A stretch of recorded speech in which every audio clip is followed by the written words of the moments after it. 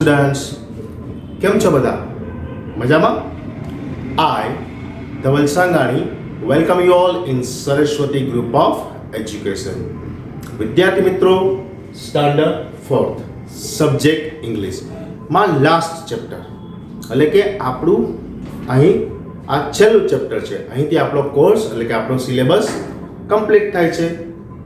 એ last ચેપ્ટરમાં poem છે અને એક સ્ટોરી પણ છે અને પોમનું નામ છે ધ નોટી બોય. કહો જે આનો અર્થ? યસ, નોટી એટલે તોફાની.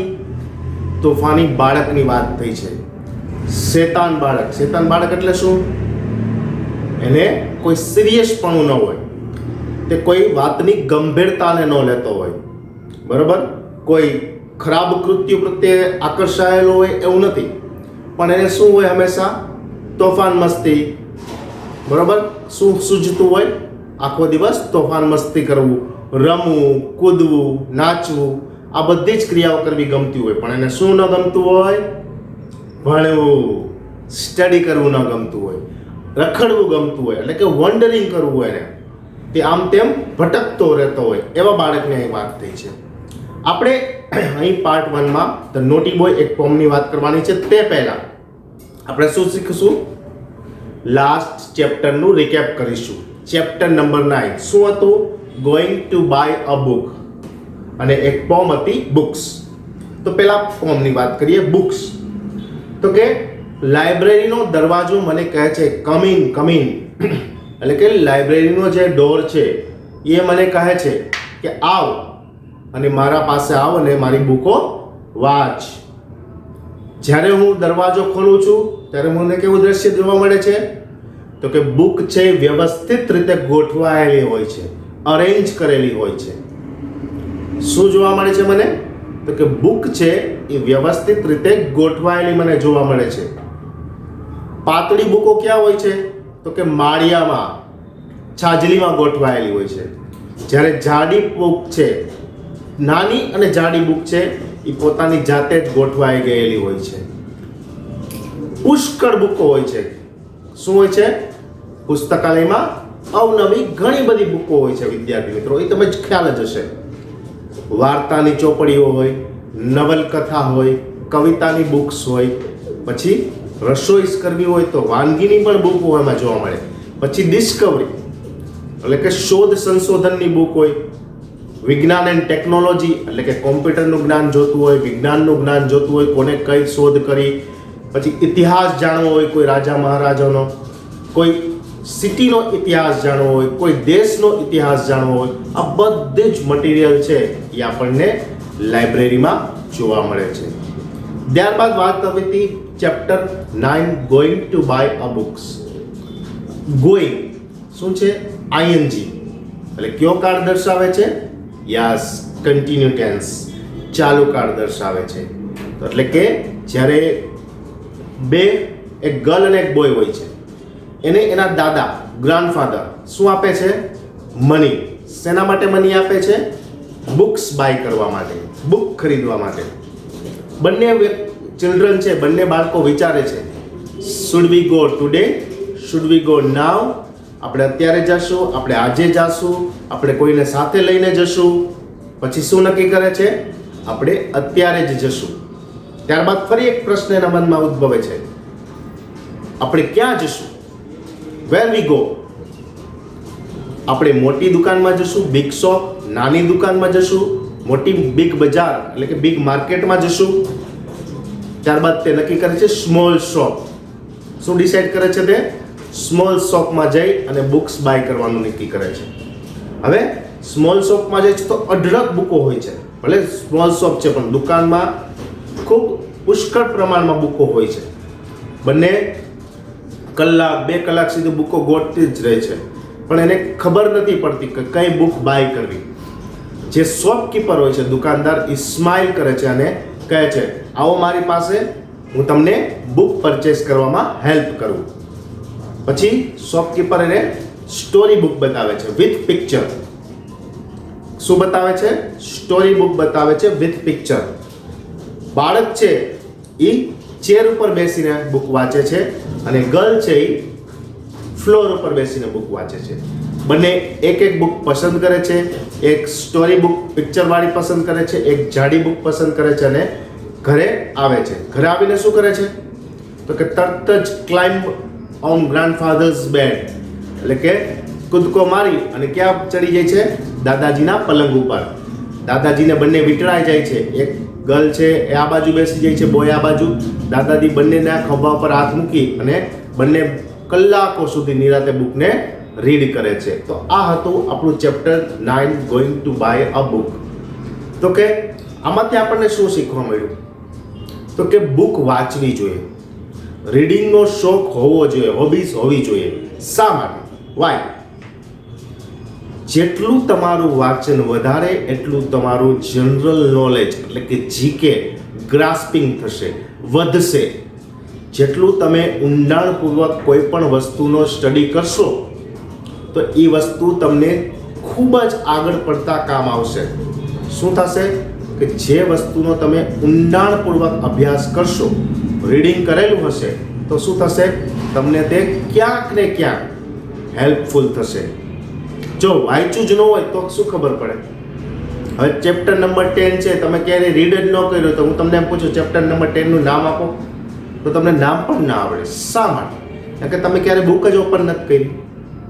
તો તમારે શું કરવાનું છે કે અત્યારે સ્ટડી બુકનું રીડિંગ કરવાનો શોખ ધરાવવાનો છે અને સ્ટડી થઈ જાય પછી કોઈ પણ એક બુક લેવો, એના 2 કે 3 પેજ રોજ વાંચવાની ટેવ પાડો, જેથી તમારું માઇન્ડ છે એ એકદમ ફ્રેશ રહેશે, કોઈ નેગેટિવ થોટ નહીં આવે અને સાથે સાથે તમારું જે નોલેજ છે એમાં પણ ઇમ્પ્રુવમેન્ટ આવશે.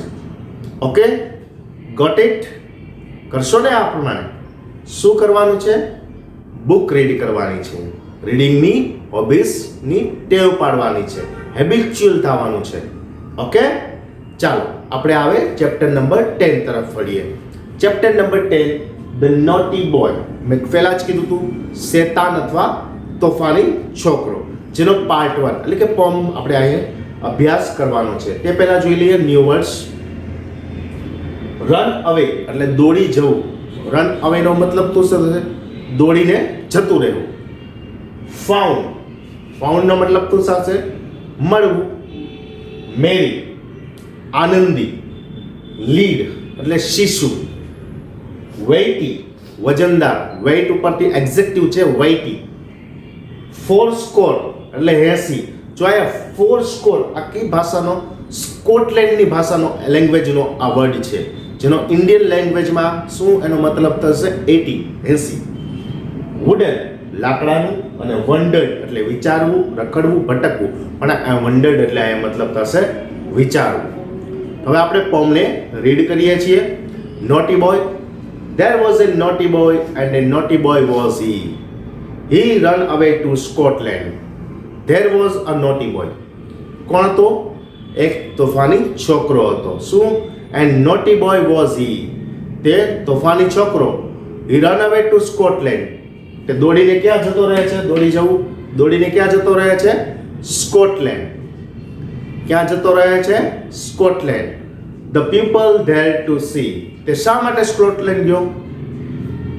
The people there to see. તે લોકોને જોવા ગયો. ક્યાં લોકોને જોવા ગયો? સ્કોટલેન્ડના. Then he found that the ground was as hard. સ્કોટલેન્ડના લોકો કઈ પ્રમાણે રહે છે તે જોવા તે સ્કોટલેન્ડ ગયો. ત્યાં જઈને શું જોવે છે? ફાઉન્ડ એટલે જોવા મળવું. શું જોવા મળે છે એને? તે કે ગ્રાઉન્ડ. આ ગ્રાઉન્ડનો મતલબ મેદાન નહીં થાય, પણ ગ્રાઉન્ડનો મતલબ થશે જમીન. જમીન કેવી છે? જેવી ઇન્ડિયામાં છે એવી જ ક્યાં છે? સ્કોટલેન્ડમાં છે. Was as hard. કેવી છે? કઠણ. કેવી જમીન છે? હાર્ડ. હાર્ડ એટલે સખત, ઓછી નથી, સખત જમીન છે. That a yard was as long. Yard એટલે એરિયા, વિસ્તાર. વિસ્તાર કેવો છે? As long. અહીં જેવો જ મોટો વિસ્તાર છે. That a song was as merry. અને ત્યાંના ગીતો કેવા છે? મેરી, આનંદી છે. કેવા ગીતો છે? આનંદી. તો ફર્સ્ટ પેજમાં આપણે શું જોયું? તો કે તોફાની બાળક છે. તોફાની બાળક એ સ્કોટલેન્ડ દોડી જાય છે. રન અવે ટુ સ્કોટલેન્ડ. ક્યાં દોડી જાય છે? સ્કોટલેન્ડ તરફ દોડી જાય છે. અને શું જોવે છે ત્યાં? તો કે ત્યાં સ્કોટલેન્ડમાં રહેતા લોકોને તેને જોવા છે. શું તે અનુભવ કરે છે? તો કે સ્કોટલેન્ડની જમીન અહીંની જમીન જેવી જ કઠણ છે. સ્કોટલેન્ડનો વિસ્તાર છે અહીંના જ વિસ્તાર જેટલો પહોળો છે, લાંબો છે. અને સ્કોટલેન્ડના ગીતો અહીંના જ ગીતો જેવા કેવા છે? મેરી, આનંદી છે. નેક્સ્ટ પેજ ઉપર જઈએ. That a cherry was as red that a cherry was as red. ત્યાં ચેરી નામનું જે વૃક્ષ છે એ અહીંયા જે આપણે એપલ થાય છે એટલું જ લાલ છે. That lad was as weighty. ત્યાંનું શીશુ પણ એટલું જ weighty છે એટલે કે વજનદાર છે. That four course was as 80. ત્યાંના ફોર સ્કોર છે 80 એ અહીંના જ 80 સમાન છે. ત્યાંના ફોર સ્કોર છે 80 એ અહીંના જ 80 ની સમાંતર છે. That a door was as wooden as in England. અને ત્યાંના દરવાજા જે છે એ લાકડાના છે જેવા ઇંગ્લેન્ડમાં છે. He stood in his shoes and he wondered. તે પોતાના બૂટમાં પગ નાખીને ઊભો રહે છે. તમે ચિત્રમાં જોઈ શકો છો, પિક્ચરમાં. અને wondered એટલે વિચારી રહ્યો છે. શું વિચારી રહ્યો છે? He wondered, stood in his shoes and he wondered. તે પોતાના બૂટ તરફ પગ રાખી અને વિચારતો જ રહે છે અને વિચારતો જ રહે છે. તો આ પેજમાં આપણે શું જોવા મળ્યું? તો કે ચેરી. જેમ એપલ છે એ રેડ કલરનું છે એમ ચેરી પણ એટલું જ રેડ કલરનું ફ્રૂટ છે. અહીંનું શીશુ જેટલું વજનદાર છે તેટલું જ શીશુ ત્યાંનું પણ વજનદાર છે.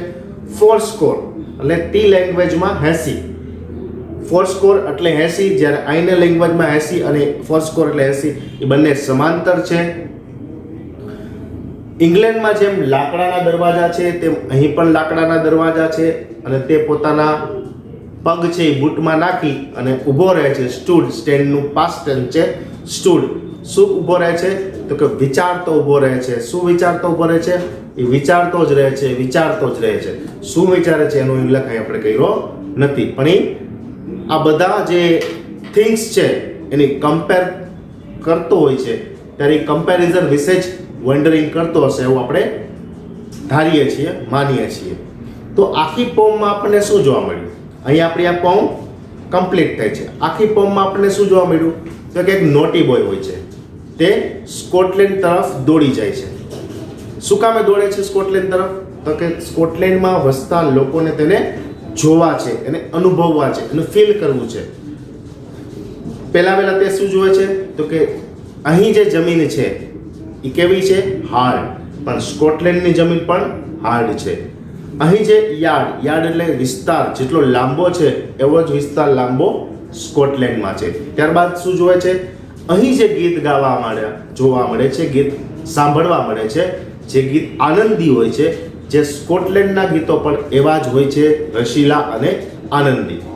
અહીં જે એપલ સફરજન રેડ કલરનું હોય છે, ત્યાં ચેરી નામનું ફ્રૂટ છે એ રેડ કલરનું જોવા મળે છે. ત્યારબાદ શું કહે છે કે અહીં શીશુ એટલે કે જાત આવે છે, એક આપણે કહીએ ને કે વિજ્ઞાનના પ્રયોગમાં જોવા મળે છે. આપણે ઘણા બધા કોપર ને બ્રોન્ઝ, તાંબુ, બરાબર, આવા એક લિક્વિડ ફોર્મમાં હોય છે શીશુ. તો એ જેટલું વજનદાર છે એટલું જ ત્યાંનું શીશુ પણ એટલું વજનદાર છે. અહીં આપણે 80 કહીએ છીએ, ત્યાં ફોર સ્કોરને 80 કહેવામાં આવે છે. ત્યારબાદ શું કહે છે? તો કે વિચારતો રહે છે. શું? તો કે લાંબા અહીંયા સુધીના બૂટ પહેરેલા હોય છે અને તે થિંક કરતો રહે છે, વન્ડરિંગ કરતો રહે છે કે હું જે વસ્તુનું કમ્પેર કરું છું એ વસ્તુ બરોબર છે કે નહીં. વિદ્યાર્થી મિત્રો, અહીં આપણી પોમ કમ્પ્લીટ થાય છે. હવે આપણે એક્સરસાઇઝ જોઈએ. કમ્પ્લીટ ધ ફોલોઇંગ ટેબલ એટલે કે આ કોષ્ટકને પૂર્ણ કરવાનું છે. શું છે કોષ્ટકમાં? તો કે નેશન છે અને એની નેશનાલિટી છે. નેશન એટલે શું કહો છે? નેશનનો મતલબ શું કરશો તમે? રાષ્ટ્ર. અને નેશનાલિટી એટલે રાષ્ટ્રીયતા. ઓકે? તો કે ઇન્ડિયા આપણે શું કહીએ છીએ? ઘણીવાર આપણે ફોર્મ ભરીએ ત્યાં લખતા હોય છે તમારી નેશનાલિટી શું? તો કે આપણે ઇન્ડિયાનું શું લખીએ છીએ? આપણે કેવા છીએ? ઇન્ડિયન, ભારતીય. ઇન્ડિયા એટલે ઇન્ડિયન, ભારતીય. ફ્રેન્ચ તો શું થશે? French, FRENCH. ફ્રાન્સ નું શું થશે? ફ્રેન્ચ. પછી છે ઇટાલી અથવા ઇટલી બોલી શકો પણ, તો એનું શું થશે? ઇટાલિયન. ઇટલીની નેશનાલિટી શું છે? ઇટાલિયન. પોર્ટુગલ તો શું થશે? પોર્ટુગીઝ.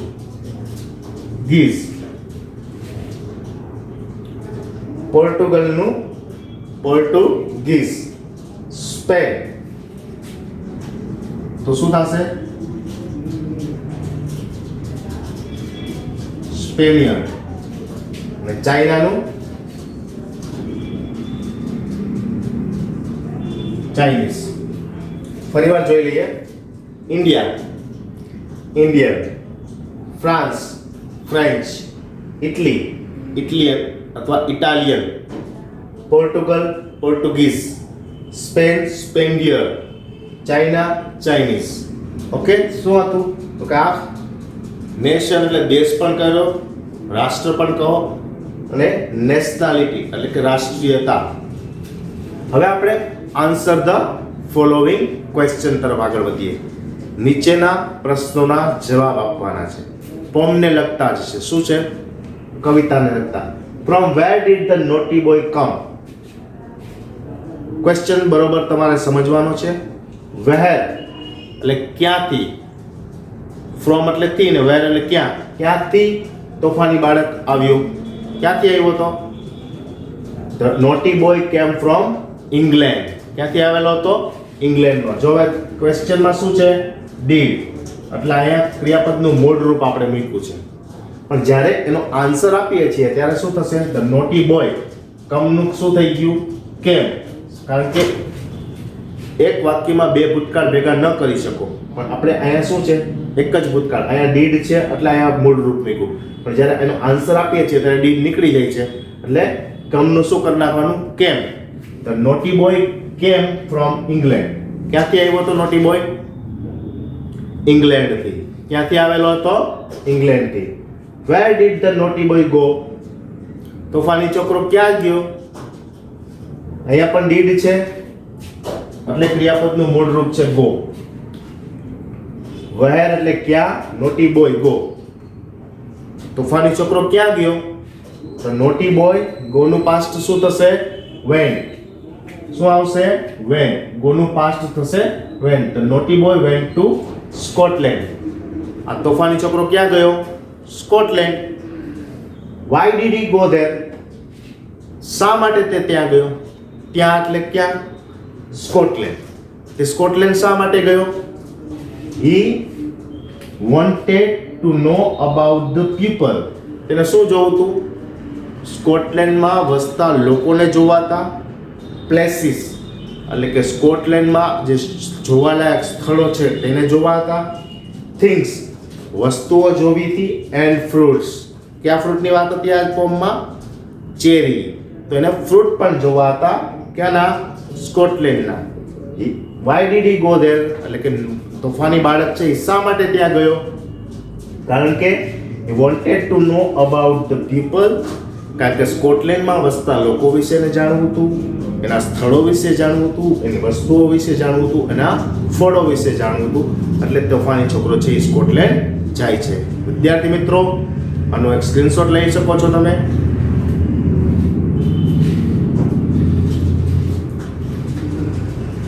જેથી વર્કશીટ લખવામાં તમને સરળતા રહેશે.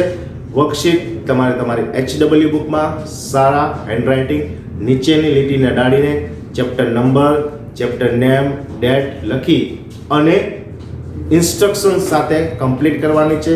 માત્ર કમ્પ્લીટ નથી કરવાની, એને રિમેમ્બર એટલે કે પાકી પણ કરવાની છે. જો તમને સ્પેલિંગ આવડશે તો જ તમે પોએમનું ટ્રાન્સલેશન કરી શકશો. ક્વેશ્ચન શું પૂછ્યો છે બરોબર નો જવાબ તમે આપી શકશો. તમને એમ ન ખબર કે નોટી એટલે શું, તો તમે ક્વેશ્ચનનો કોઈ જવાબ જ ન આપી શકો. કારણ કે from where did the naughty boy come, તમને નોટી એટલે જ ખબર ન હોય તો એને તમે શું આન્સર આપો? પછી તમને ખ્યાલ આવે કે નોટી એટલે તોફાની. તો તોફાની બાળક ક્યાંથી આવ્યો તો તમને ખબર પડે ગુજરાતીમાં કે તોફાની બાળક ઇંગ્લેન્ડથી આવ્યો. તો પછી તમે એનું ઇંગ્લિશમાં કન્વર્ઝેશન કરો કે the naughty boy come from England. Okay, એટલે કે જે વર્કશીટ આપવામાં આવે છે એને બરોબર લખવી તો ખરી પણ પાકી પણ કરવી. હું આશા રાખું છું કે તમને આ લેક્ચર બરોબર સમજાઈ ગયો હશે. નેક્સ્ટ લેક્ચરમાં ચેપ્ટર નંબર 10 ની સ્ટોરી સાથે ફરી મળીશું. Thank you.